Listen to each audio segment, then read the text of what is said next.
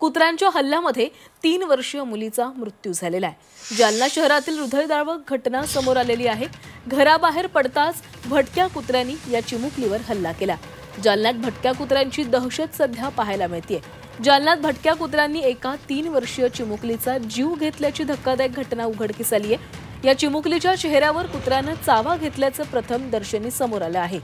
परी दीपक गोस्वामी असं मृत्युमुखी पडलेल्या मुलीचं नाव आहे। शहरातील यशवंत नगरमध्ये ही घटना घडलेली आहे। या घटनेमुळे शहरात एकच खळबळ उडाली।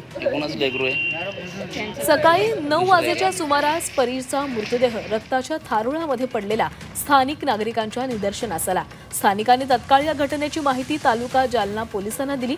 माहिती मिळताच पोलीस पथक तातडीने घटनास्थळी दाखल झाले। पोलिसांनी घटनास्थळाची पाहणी करून तपास सुरू केलाय। दरम्यान या घटनेची पुढील तपास तालुका जालना पोलीस करत आहेत।